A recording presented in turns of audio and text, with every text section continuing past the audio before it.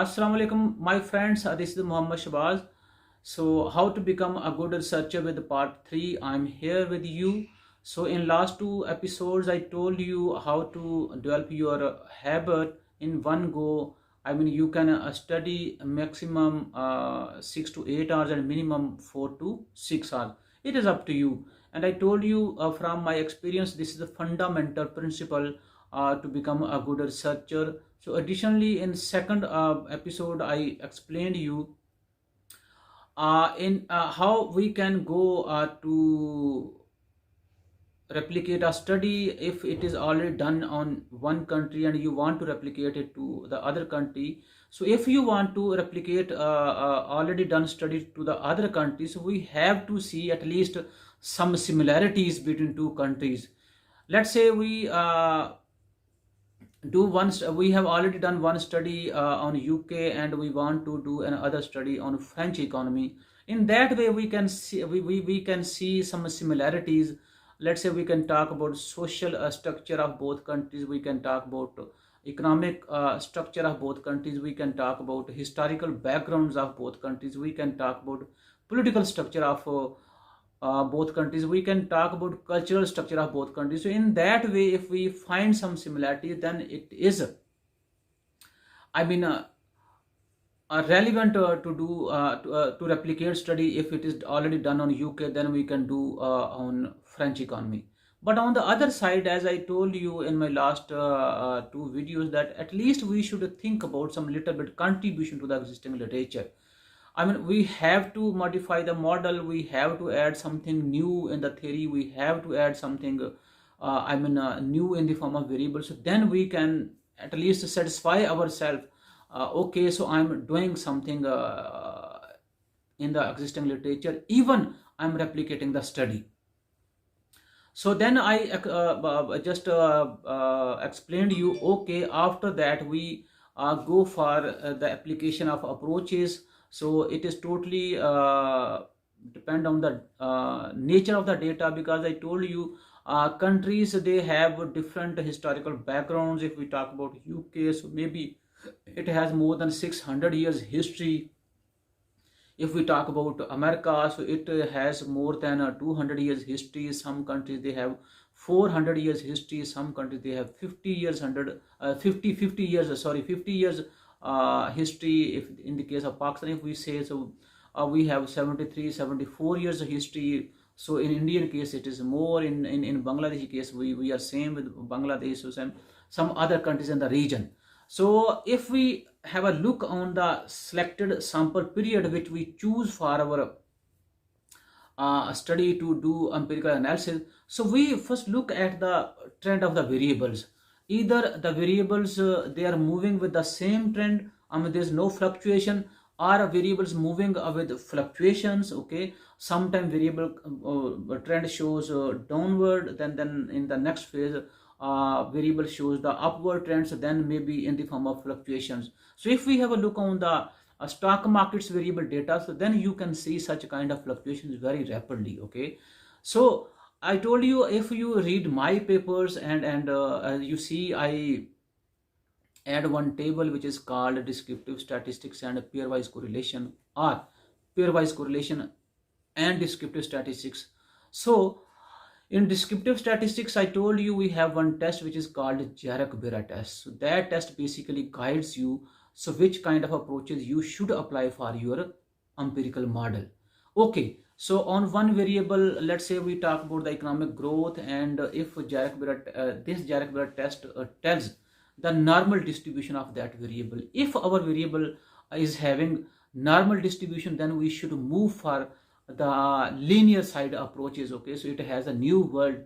And if our variable does not show normal distribution, or our variable is not normally distributed, I mean mentioned by Jarek-Bera, then we should move to the non-linear approaches. Okay, if we talk about the linear approach, let's say, then we talk about like ARDL, we talk about Johansson, we talk about some other like FMOLS, we can talk about DOLS, then we can talk about so many other approaches. But this is the linear side, because once we talk about a linear side and then the non-linear sides, both are the different words, so we cannot accommodate them on the same way. So we have to think differently once we apply the linear approach and once we go for the non-linear approaches. Okay, so after that, once you have a decision or guidance through Jacob-Bera test, okay, you should move for the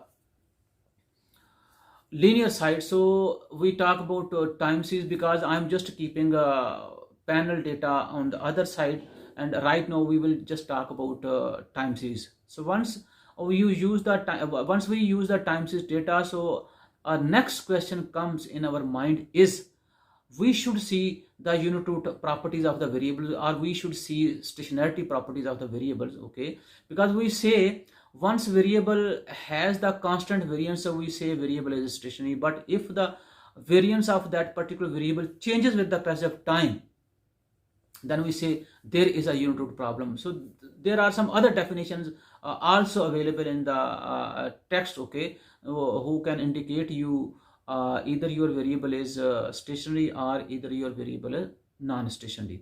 So in that sense, we go for the unit root test. So there are many tests available in the econometric literature. Okay, we start from Dickey flow test, just published in 1979. Then we talk about augmented Dickey flow test, published in 1981. Then we talk about Phillips parent test. We can talk about NG parent. We can talk about GLS test.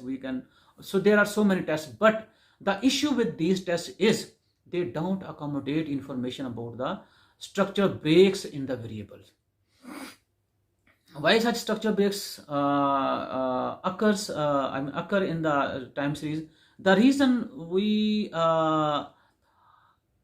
select the time series data, let's say we can talk about Pakistan data, so we selected it from 1972 to 2018. So we have to see the trend of the variables.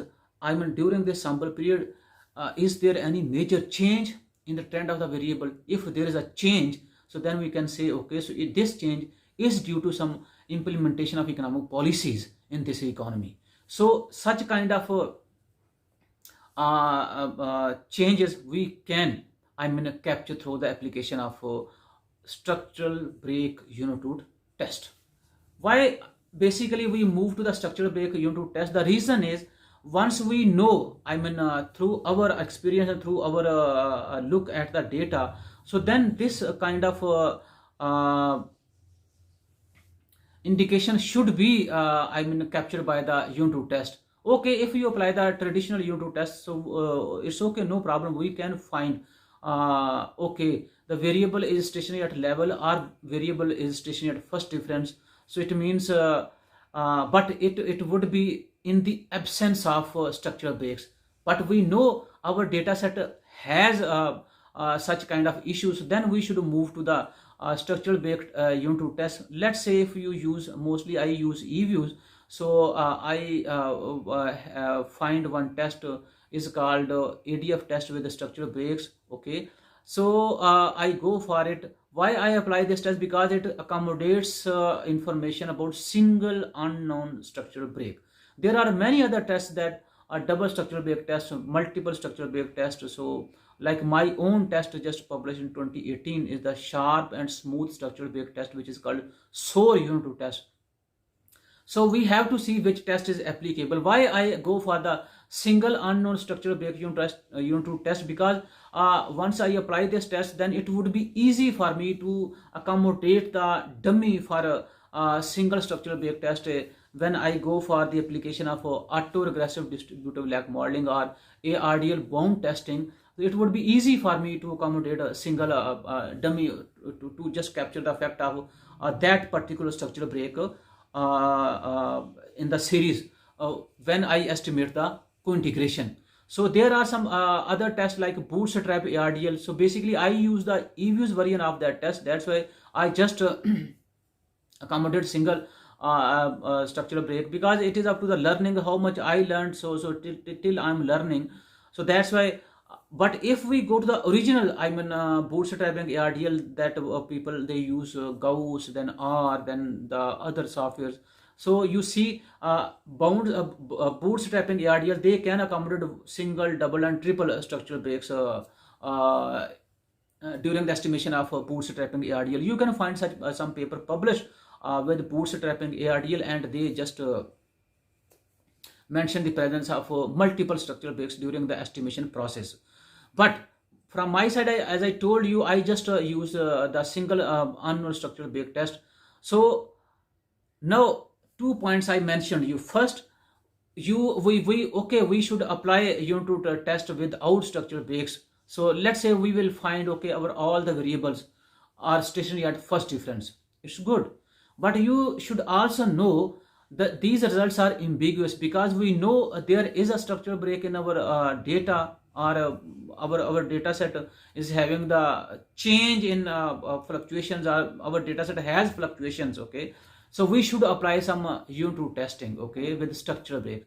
So let's say the new test which you apply for the unit to testing, but in the presence of structural breaks, and the results are similar with the traditional unit to structure, with the traditional unit to test, so it's good. It means your traditional tests, they show all the variables are stationary at first difference. Then your structural break unit test also validate the previous results. It means you are on the right track. Because if you just focus on traditional unit test, so I think you are detracked. So once you are on the detracked, I mean, way, so it means your next empirical analysis would also be ambiguous. Okay, so once you accommodate this structural break in your data, I mean in your autoregressive distributive lag modeling, so it means you are at least trying to give something new to the editor or to the audience.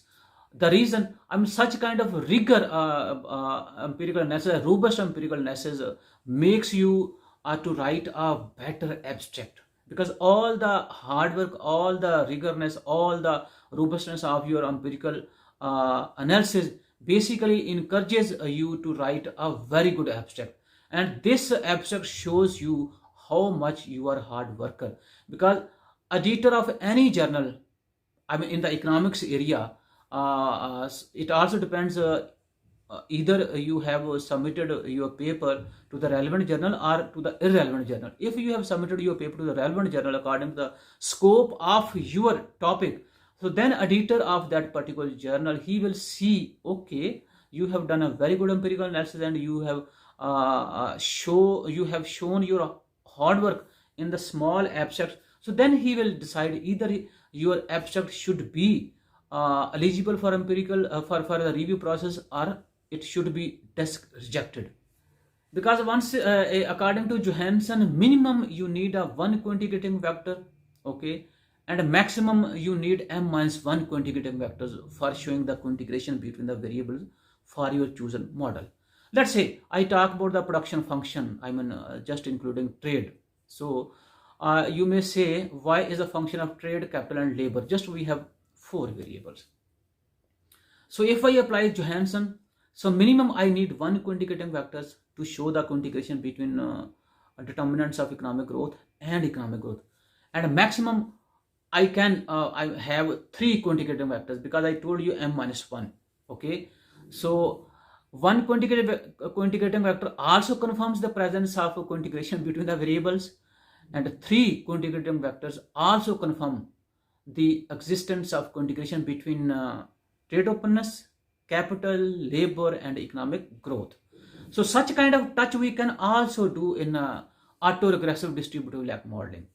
Many people, I mean even younger and then the experienced people, they just estimate the production function, and they just have one F statistics, I mean computed ARDL F statistics. So on this basis they can decide, okay, it is okay. I mean I'm not saying they are not on the right way, they are on the right way, but I mean to say we can give the Johansson touch even in here. How? Let's say in one model you make economic growth is your dependent variable, okay. In the second model you can make trade openness is your dependent variable. Then in the third model you can make capital is your dependent variable. In the fourth model you can make labor is your dependent variable. So Based on these four models, you can again estimate the computed ARDL-F statistics. And as I told you, you have already applied the structural break unit to test. Okay, so for each variable, that test gives you the different break years. So accordingly, once you accommodate dummy in ARDL estimation, so you have to change the break years according to the requirement of the variable. So then you can estimate the number of computed ARDL-F statistics. If your computed F statistics is greater than upper critical bound, it means there is a co-integration. If it is less than lower critical bound, it means there is no co-integration. But if your computed ARDL-F statistics lies between upper and lower bound, then we say our decision is inconclusive. I mean, there's no decision. So now you can see, let's say in the first three variables, you have F statistics that just exceed the upper critical bound. It means you have three co-integrating vectors. In other case, let's say you have 2F statistics who exceed the critical bound. It means you have two co-integrating vectors in your domestic production function framework. And in the other model, let's say you have just one, F statistics in the original model that exceeds the upper critical bound. So it means there is co-integration. If you have two co-integrating vectors, it means there is co-integration. If you have three co-integrating vectors, it means there is a co-integration. So this is the case, just to give the touch of Johansson, but it is not compulsory. But nowadays, if you see all my work, so I'm just doing the same exercise that I explained you right now. Okay, so this is the issue. This is the third fundamental principle. We talk about the how to become a good researcher. One more thing in ARDL, don't just put yourself to estimate the statistics. You should also go to see the serial correlation issue in ARDL estimation. You should also see the normality issue in estimation of ARDL. You should see the arch test. You should see the white heteroscedasticity. You should also see the Ramsay reset test, which shows you, which just tells you about the specification of your ARDL model. And at the end, we have two very beautiful tests. It's called QSUM and QSUM square. So basically, once we talk about the QSUM and QSUM squares, so you see there are two critical bounds. Upper critical bound in the red form, then the lower upper critical bound, then the lower critical bound in the red lines. Okay, then your estimated line is should be blue, so that should be between the critical bounds. If this blue line is just between the upper and lower critical bounds, it means the estimates for ARDL are reliable. But if the blue line crosses your red line, might be upper limit, might be lower limit, so it means there is a structural break again that should be estimated by you. So till then, I think it is enough for you. So in the next video log, we will come with the fourth fundamental principle, how to become a good researcher. Till then, take care of yourself and your family. Goodbye.